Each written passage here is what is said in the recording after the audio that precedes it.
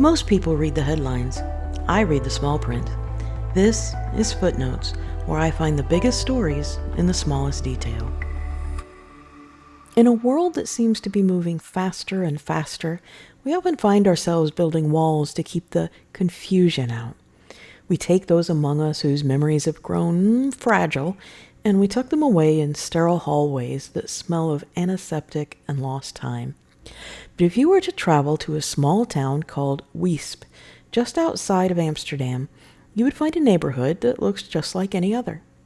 There is a bustling town square, there's a cozy theater, there's a grocery store where a clerk greets you by name, and a cafe where the coffee is always hot and the conversation is always easy. At first glance, it is the picture of Dutch normalcy. You see neighbors out for a stroll, admiring the tulips, or perhaps stopping by the post office. But look a little closer at the clerk behind the counter, or the gardener tending the hedges. You see, they aren't just employees. They are doctors and nurses. This is Hoogeweg, and in this village, every single resident is living with severe dementia. In most places, we tell the confused, no, you can't go out. No, you can't buy that. No, you aren't home. But at Hoogeweg, the answer is yes. If a resident wants to go to the store to buy ingredients for dinner, they go.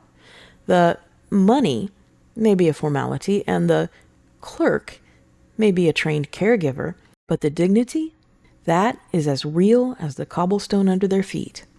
They live in houses styled to match the era they remember best, whether it's the upscale decor of the 1970s or a traditional tradesman's cottage.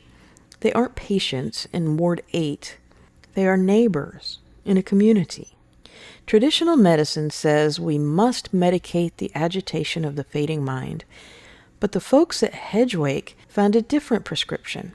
They found that when you remove the locked doors and the white coats, when you provide a world that feels familiar, the fear begins to melt away. The residents are more active. They eat better. They live longer because they aren't waiting for the end. They are simply living. It turns out the best medicine wasn't in a bottle at all. It was a trip to the grocery store and a seat on a park bench. I'm Brenda, and you've been listening to Footnotes.